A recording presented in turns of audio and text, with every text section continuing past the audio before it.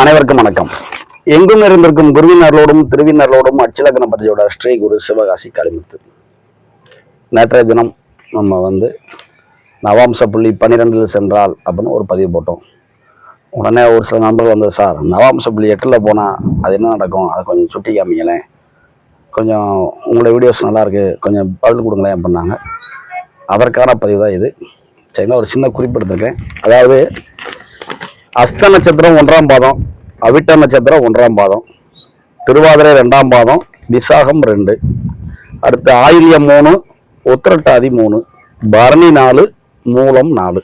இந்த 8 விதமான நட்சத்திர புள்ளிகள் ஜாதகருக்கு அச்சய நட்சத்திர புள்ளிகளாக போகும் பொழுது என்ன நடக்கும் அப்படின்னம்னா, நமக்கு D9 அப்படிங்கிற நவாம்ச புள்ளி 8ஆம் இடம் அப்படிங்கிறத சுட்டி செல்லும். அப்போ நம்முடைய ஆசிரியர் உயர்திரு பொருமுத்தை என்ன சொல்றாங்கன்னா, 2, 5, 8, 11 அப்படிங்கிற விஷயங்கள் அனைத்துமே பார்த்தீங்கன்னா எந்த ஒரு விஷயமா இருந்தாலும் திடீர்னு எதிர்பாராமல் திட்டமிடாமல் நடக்கும் அப்படிம்பாங்க. இதற்கு முன்னாடி ஒரு செயலை செய்யறதுக்கு நான் முயற்சி பண்ணாங்க, அது சக்ஸஸ் ஆகலைங்க. ஆனால் இப்போ என்னன்னு தெரியல, திடீர்னு சக்ஸஸ் ஆயிடுச்சு. நான் ஒரு பில்டிங் கட்டிக்கிட்டு இருந்தேங்க, நான் 7 போகிறப்ப கட்டிக்கிட்டு இருந்தேங்க, கட்டிக்கிட்டே இருந்தேன். எனக்கு வேலைக்காரங்க சரியா அமையலை, என்னால் பணம் கட்டி ரெடி பண்ணி முடிக்க முடியல, கட்டடம் கட்டி முடிப்பணும் முடிக்க மாட்டேனோ அப்படின்னு கவலைப்பட்டு இருப்பாங்க. திடீர்னு பார்த்தீங்கன்னா D9 8ன்னு மாறும். சம்மந்தம் இல்லாமல் யாரோ ஒருத்தவங்க கடன் கொடுப்பாங்க, சம்மந்தம் இல்லாமல் புதுசாக ஒரு வேலைக்காரன் வருவான், சரசரன்னு அந்த கட்டடத்தை கட்டி கொடுத்து ஒரு 40-50 நாளில் நம்மளுக்கு பில்டிங் பாதுகாச்சிருக்கும். பயங்கர ஃபாஸ்ட் D9 8 போகிறப்ப. அதே மாதிரி திருமணத்திற்கு வரன் பார்த்துட்டு இருப்பாங்க, நவாம்ச புள்ளி 1, 4, 7, 10 இதில் போய்கிட்டு இருக்கப்ப பார்க்க ஆரம்பிச்சிருப்பாங்க, பார்த்துக்கிட்டே இருப்பாங்க. ஆனால் ஒன்றும் வரணும் அமைஞ்சிருக்காது. திடீர்னு பார்த்தீங்கன்னா இந்த D9 2, 5, 8, 11 இப்படி இதில் தொட்டு செல்லும் போது, முக்கியமாக 8ல் போகும்பொழுது திடீர்னு யாரோ ஒரு வரணும் பாட்டு திறந்துருப்பாங்க, கன்சிடர் பண்ணுறோம் சொல்கிறோன்னு இருப்பாங்க. அவங்க வீட்டில் ஏதாவது ஒரு சின்ன சம்பவம் நடந்திருக்கலாம். கொஞ்சம் காலதாமமாகி திரும்ப ஒரு 6 மாதம் கழிச்சு நம்ம ஏற்கனவே ஒரு ஊரில் போய் ஒரு பொண்ணை பார்த்தோமே, அந்த பொண்ணு கல்யாணம் ஆயிடுச்சா ஆகலையா அப்படின்னு இடைத்தரகர் மூலமாக கேட்டு விடுவாங்க. அப்புறம் அந்த பொண்ணுக்கு நம்ம கல்யாணம் ஆகிற போனால் எங்களுக்கு அந்த பொண்ணை பிடிச்சிருக்கு, எங்கள் வீட்டு சூழ்நிலை அப்படி ஆயிட்டது, திடீர்னு எதிர்பாராம ஒரு சின்ன சம்பவம் சொந்தக்காரங்களில், அதனால் நாங்கள் இப்போ திருமணியை சரிஞ்சுன்னா அவங்க பொண்ணை பார்க்க வரோம், கல்யாணம் முடிச்சுக்கிடுவோம் அப்படிம்பாங்க. சரின்னு பேச்சு எடுத்தால் உடனே திருமண மண்டபம் கிடைக்கும், திருமணத்திற்கான பணம் கிடைக்கும், எல்லாமே கிடைக்கும். பயங்கர ஃபாஸ்ட். அப்போனா நவாம்ச புள்ளி 8ல் போகிறதுனால நமக்கு விபத்துக்கள் கண்டங்கள் நடக்கும் அப்படின்னு நினச்சா அப்படி இல்லை.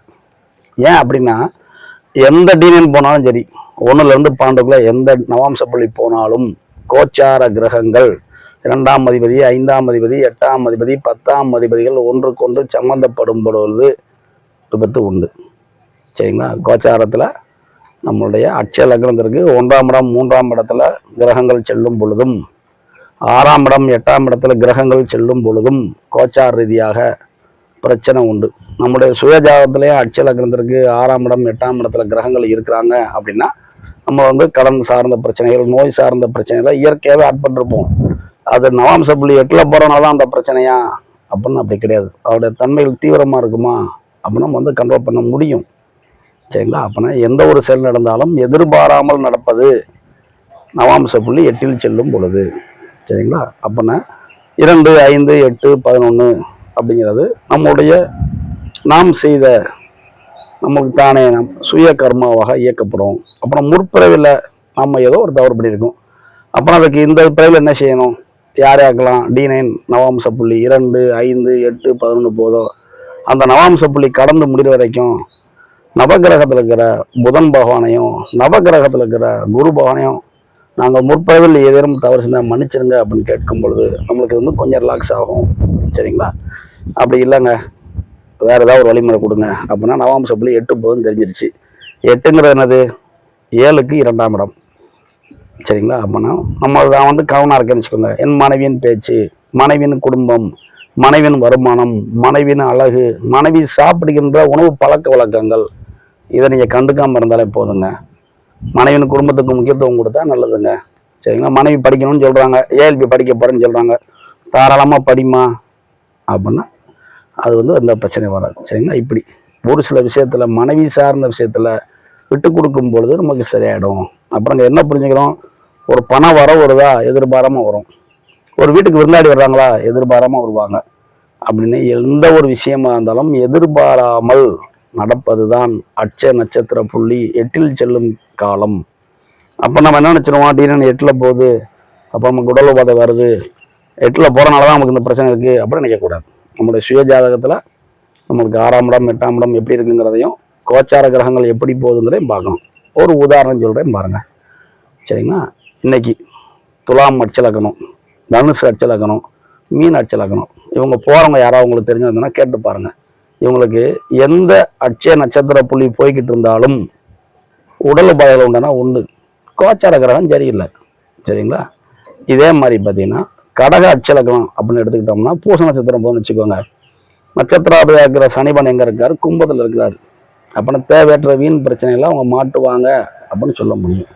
இப்படி ஒரு சில விஷயத்த வந்து நம்ம இப்படி கமெண்ட் பண்ணி எடுத்துக்கிட்டே போகும் பொழுது நமக்கு நம்ம பலன் எடுக்க முடியும். அப்படின்னா நவாம்ச புள்ளி 8ல் போகிறனால தான் நமக்கு இந்த பிரச்சனை அப்படின்னு யாரும் நினைக்கக்கூடாது. எந்த ஒரு செயலாக இருந்தாலும் எதிர்பாராமல் திடீர்னு நடக்கும். ஒரு சில வீடுகளில் நவாம்ச புள்ளி 8 போகிறப்ப திடீர்னு பெண்களுக்கு நகை வாங்குறதும், பெண்களுக்கு பார்த்திங்கன்னா வைர மூக்குத்தி வாங்குறதும், வைர கம்மல் வாங்குறதும், சரிங்களா? இப்படி நிறைய விஷயங்கள் நடக்கிறத வந்து நம்ம அனுகூலமாக கேட்டிருக்கோம். ரொம்ப நாளாக பிள்ளை இல்லாமல் இருக்காங்க, திடீர்னு பார்த்தீங்கன்னா டீனன் 7 முடிய போகிற நேரத்தில் கன்சீவ் ஆகிடுவாங்க. டீனன் 8 போகிறப்ப குழந்தையே கையில் கிடச்சிடும், சரிங்களா? ஒரு சில பெண்கள் 12 வயசாச்சு, 13 வயசாகிடுச்சு, பருவத்துக்கு வராமையாக இருக்காங்க. அப்போ நம்ம ஏங்கிட்டு இருப்போம். திடீர்னு பார்த்தீங்கன்னா நவாம்ச புள்ளி 8ல் போகிறப்ப டக்குன்னு அந்த பருவத்துக்கு வந்துடுவாங்க. ஏன்? பெண்களுக்கு கர்ப்பப்பை இருக்குது. 2, 5, 8, 11 அப்படின்னு நவாம்ச புள்ளி செல்லும் காலங்களில் முக்கியமாக பெண்கள் வந்து பருவத்துக்கு வருவது அதிகமாக இருக்கும். முக்கியமாக 8 போகிறப்ப அதிகமாக இருக்கும், சரிங்களா? அப்படின்னா இந்த ஒரு கர்ப்பப்பை சார்ந்த விஷயங்கள் 8 அப்படின்னு நம்ம எடுத்துக்கலாம், சரிங்களா? அப்படின்னா எதிர்பாராத பிரச்சனைகள் மட்டுமே வரும் அப்படின்னு நினைக்காம நல்லது தான் நடக்கும் அப்படின்னு நினச்சிங்க அப்படின்னா நம்ம வாழ்க்கை நல்லதே நடக்கும். ஏன்னா எண்ணுவது உயர் உள்ளல் அப்படிங்கிறாங்க. நம்ம என்ன நினைக்கிறோமோ அதுதான் அந்த பிரபஞ்சம் திருப்பி கொடுக்கும் அப்படின்னு சொல்கிறாங்க. ஒரு மலை மேடுகளை இருந்துக்கிட்டு காலையில் நல்லவன் அப்படின்னா அது நல்லவன் ரிப்ளை பண்ணும். அதுபோல் நம்ம நல்ல விஷயங்களாக எண்ணும் போது நமக்கு என்ன நல்லதாக நடக்கும். அதனால் நவாம்ச புள்ளி 8 போகுது அப்போ நம்ம கவலைப்பட தேவையில்லை. கோச்சார கிரகங்கள் எங்கே போகிறாங்க, நம்ம சுயஜாதத்தில் கிரக நிலைகள் எப்படி இருக்குது அப்போ நம்ம கலந்து ஆராய்ந்து பண்ணி தான் நம்மளுக்கு ஒரு முடிவெடுக்க முடியும். இப்படிப்பட்ட அற்புதமான ஜோட முறை. எதை பார்த்தும் கவலைப்படாமல் தனக்குத்தானே நம்மளுடைய சூழ்நிலையை வழிநடத்தி செல்லக்கூடிய அற்புத ஜோட முறையை உருவாக்கிய நமது ஆசிரியர் உயர்திருப்போட முத்தியாவுக்கு வழக்கம் போல நம்ம நன்றி தெரிவிக்கிறோம். மூத்தகுமாருக்கு நன்றி தெரிவிக்கிறோம். நம்ம சேனல் அப்படி கொஞ்சம் வீடியோஸ் வரும், லைக் பண்ணுங்கள், ஷேர் பண்ணுங்கள், சப்ஸ்கிரைப் பண்ணுங்கள். அனைவருக்கும் நன்றி. வாழ்க வளமுடன்.